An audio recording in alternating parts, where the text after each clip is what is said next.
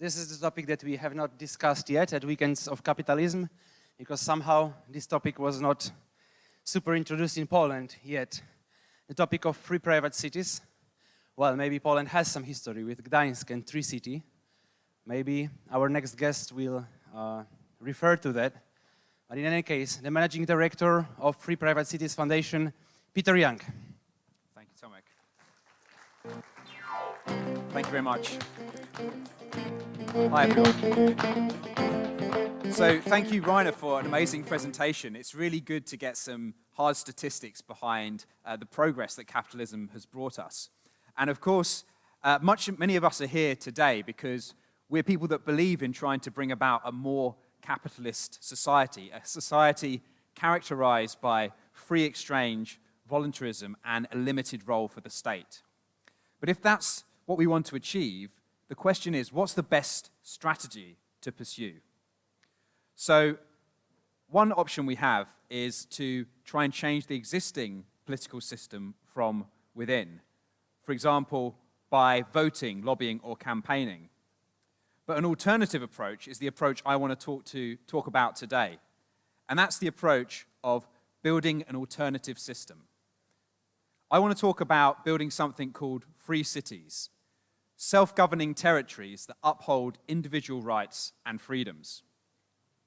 These are areas within nation-states that have managed to gain a degree of autonomy and are using it to introduce policies that uphold individual rights and freedoms. Now, if I'd been giving this talk 5 years ago, I'd be talking just about a theoretical vision for what we could do if we had more autonomous parts of the country. But since then, entrepreneurs in countries like Honduras, the US, Montenegro, Norway, and Mozambique have already started work building free cities in reality. So I'm going to talk today about 2 examples of emerging free cities in the country of Honduras in Central America. In 2013, the Honduran government passed a law that allowed for the creation of some special zones with a unique regulatory and governance environment. In these zones, the Honduran constitution and criminal law would still apply, but these zones were granted a high degree of autonomy over commercial law, regulations, administration, and tax. So why is this significant? Well, this is significant because it's meant that for the first time in a very long time, we could create zones within a country that acted like mini independent states of their own. And what that's allowed is for these zones to introduce policies that radically improve individual rights and freedoms. The zones are called Zones for Employment and Economic Development, and the first zone was established in 2017 and is called Prospera. Prospera is a zone of around 1,000 acres that are split between the tropical island of Roatan and La Ceiba on the coast, the areas in red that you can see pictured on the map behind me. The vision of Prospera is to create the most transparent and efficient business environment in the world. Its regulatory environment is based on common law and designed to be simple, transparent, and flexible. It's designed to be a sandbox for introducing policies that support human freedom. Behind me is a photo showing what the Roatan site looks like from the air. And this is a picture showing the central building where the operating company that runs Prospera is located. Now, Rainer was talking about capitalism and different ways that, different methods of governance that are possible if we take free market principles even further. And within this zone, because they have this entirely different administrative system, what's been made possible is that they can be administered by a private company rather than a central government. So many of the functions that we would normally associate with a nation state in Prospera are carried out by the private sector. And this is the offices where they're located. As you can see, this is a very beautiful place on a tropical island in Honduras. And there's many beautiful buildings that fit in nicely with the surroundings. So not only is this a very innovative place for governance, but it's also a very picturesque place to come and work. Now, this is a zone in its early stages of development, but there are already around 75 people living within the zone and around 160 registered businesses. So this is an early project, but it's growing very rapidly. So how has this zone managed to attract such a diverse group of people in reality? Well, as well as having a very competitive tax system, I'd also highlight some additional attributes that are really unique, that we're not really seeing in any other parts of the world. The first of them is that there's a really robust justice system, so that individual property rights can be protected and upheld before the law. Secondly, they've introduced a kind of regulatory freedom that we don't really see anywhere else in the world. And thirdly, they've greatly relaxed and streamlined building regulations so that the actual building of this zone can be streamlined and unleash the innovative power of some of the world's leading architects. So I want to start off by talking about the justice system. Why is it important that you have a strong legal system in a zone like this? Well, Honduras has faced really big challenges with its justice system, in part due to corruption. In fact, the World Justice Report ranks Honduras as 126th out of 139 countries that it studied in terms of quality of rule of law. But thanks to this law, the ZA law, Prospera has been able to establish an independent legal environment. It's based on common law, so the kind of law that's used in America, the UK, and Dubai International Financial Center, rather than civil law that's common in the rest of the country. And they have a legal body called the Prospera Arbitration Center, which is comprised of some of the best lawyers in Honduras, the US, Australia, and Germany. So they have this international panel that is helping to uphold the rule of law and give confidence to people that want to move from overseas to this zone or want to invest in the zone. The other interesting thing about the zone is that it has a high degree of regulatory flexibility.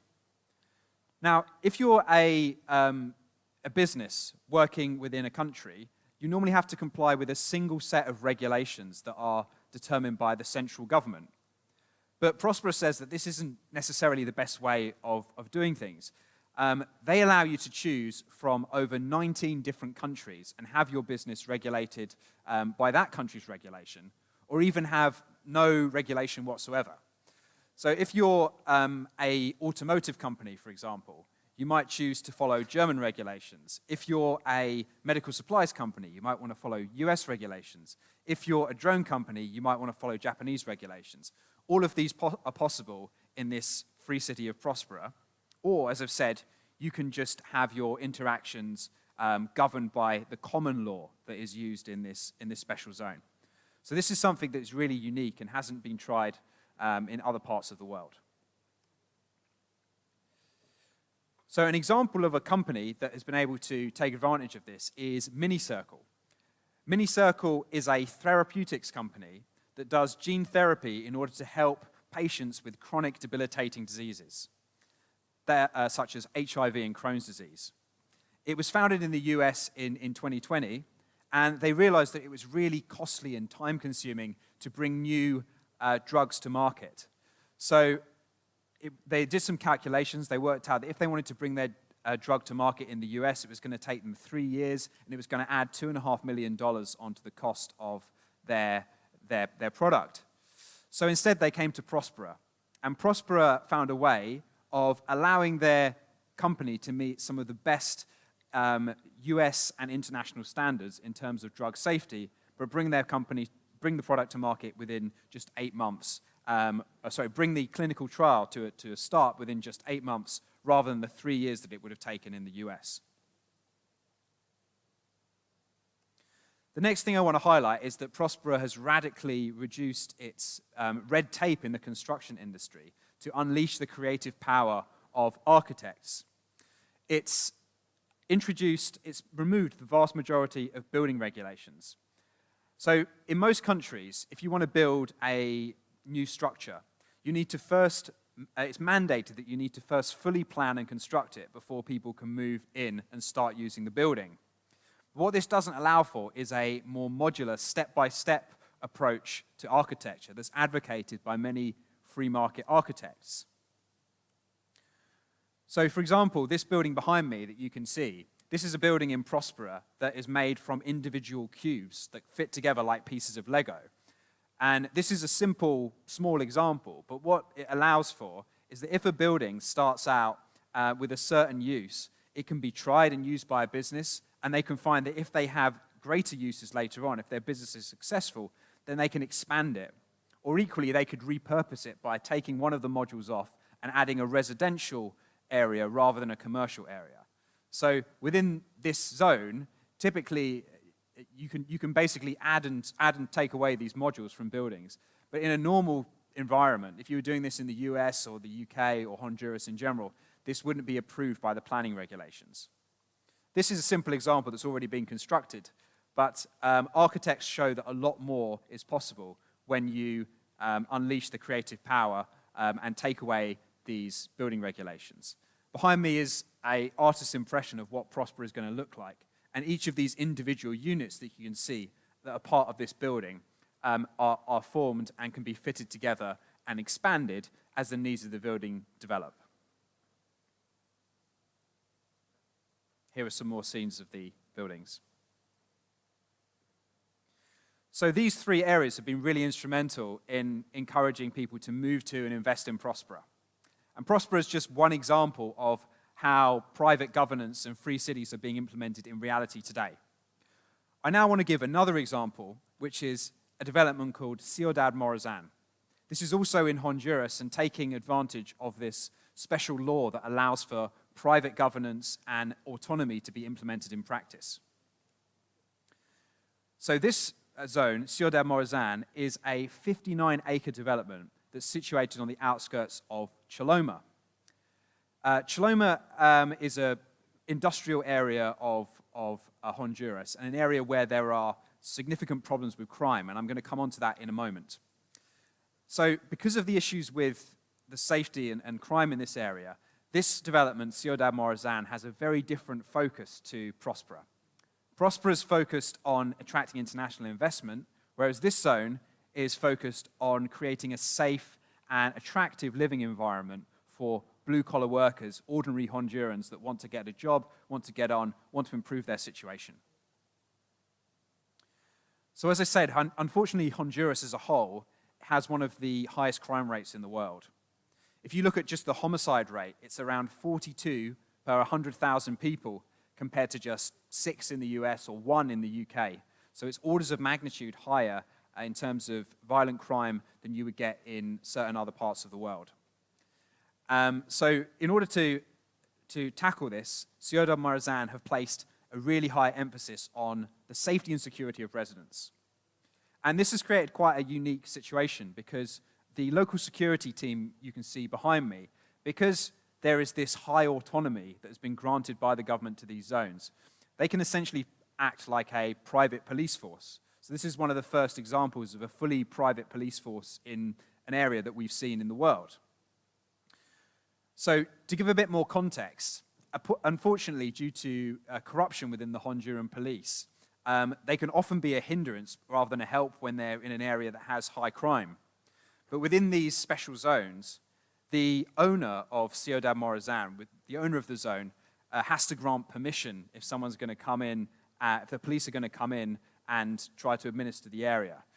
So this police force here is basically completely autonomous within the zone.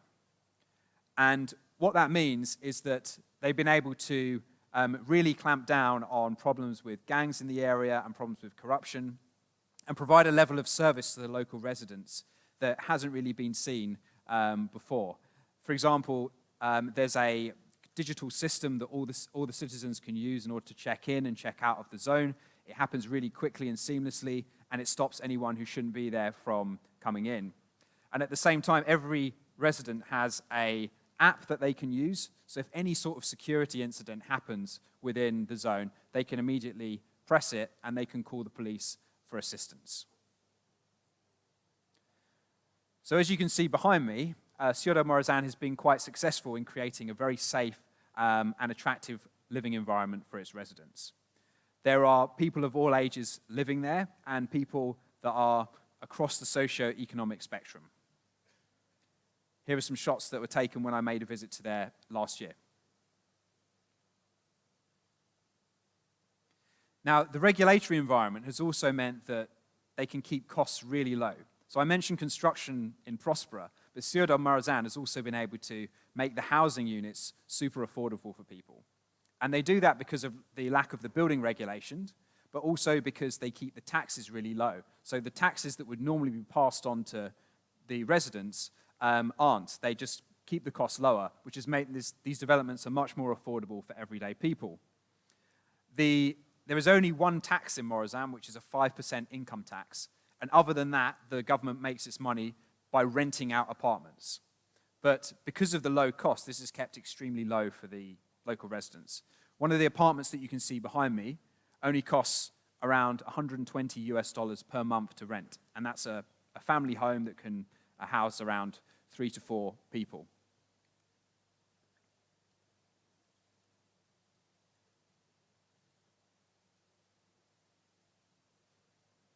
Some more scenes from the development. So I've had a chance here to just briefly touch on a couple of examples of what's possible when you allow private governance and autonomy to special zones. There are also more projects that I could talk about, but I can't do today because of time. But if you go to our website, which is free-communities.org, you can see examples of other projects. Just to give a few, this is a project on the left in Norway, there's one in Montenegro, there's one in the US, and there's one in Mozambique. So if you're interested in finding out about the potential for these zones, I'd encourage you to go and look at free-communities.org and find out more. So I hope that, like me, you're encouraged by the potential of private governance in the 2 zones that I've shared. And if this is something that's of interest, if you think that you might want to take the plunge and move to a zone that's emerging as a free city, where the extent of the government activity in people's lives is much, much lower, then I'd encourage you to come and speak to me afterwards. There's a lot more that I could tell you, and there are also other ways you can find out. If you do want to go even further and find out about the other zones, we're actually running our own conference in Prague from October the 14th to 15th, and it's called Liberty in Our Lifetime.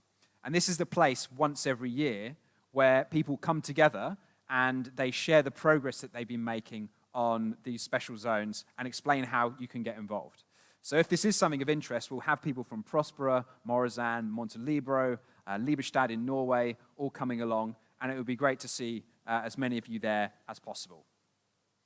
So I now want to just share with you a short film that we made at last year's event. And this event, this film is about the need for creating parallel structures in society.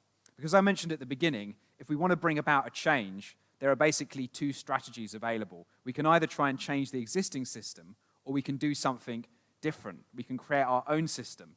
Like Bitcoin, for example, would be a good example of something that's been created that people can voluntarily opt into. In the same way, free cities are these small autonomous jurisdictions that are not trying to change the existing system from within. They're offering people a new choice, offering people a choice to voluntarily opt into something else. So I now want to share a short film which shows some testimony from people that are working to build free cities and want to create the future. So I hope this will inspire you to look more into the concept and speak to me afterwards about any interest that you have in free cities. So I'll hand over to the AV team, and I thank you very much for your attention. Our lives are defined by societal structures. They determine how we create our laws, how we educate our children, how we earn and save our money. But when these structures become large and entrenched, they ossify and become incredibly hard to change from within.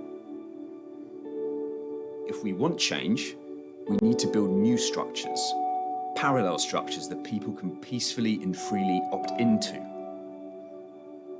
A new movement is born. And our main message is, it's fine, right? You choose, not we for you. We make you an offer. And if you like it, you come. If you don't like it, you stay where you are. We live in a time when the old ways of doing things are failing visibly. And that means that there's an opportunity for people to look at the systems and redesign them, to come up with really new ways of living together. We know already that these large, centralized, sclerotic Western welfare states are not going to be able to continue. They are going to break up one way or another. The question is whether we are there ahead of it or whether we're lagging. Free cities are autonomous territories adopting innovative policies to support human freedom. I vote with my feet. There's the answer. My democracy is truly vote with your feet, move to a location that is a freer location so that you can exercise your own democracy. Criticize by creating. We're not going to change the government by arguing with our family at Thanksgiving, but we have to do the hard work of creating alternative systems to do things better. Homeschooling, unschooling, self-directed education, taking your kids out of the education system, not being afraid to do that, finding other people that have done that. You vote with your money, you vote with your feet. You go where you're treated best, and you're really showing what you really value. I truly believe in Bitcoin. It offers people a genuine voice. This is really, really important. When we talk about free speech and liberty, the problem is a lot of us don't have a voice.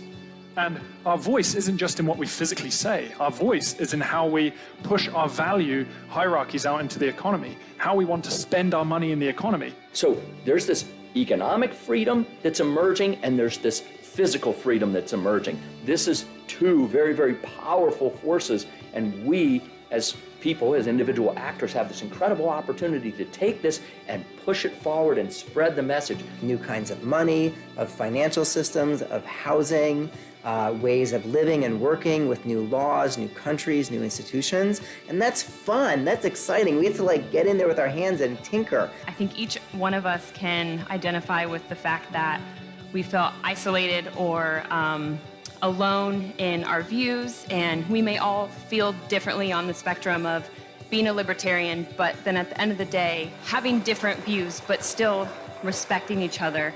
I think it's a unique opportunity to meet like-minded people from a number of different communities that gather here in search for freedom and long-term structure. So you have Bitcoiners, you have libertarians, you have seasteaders, you have regular people who want to invest in new cities, you have VCs. It's a whole community of communities that gather to create these parallel structures.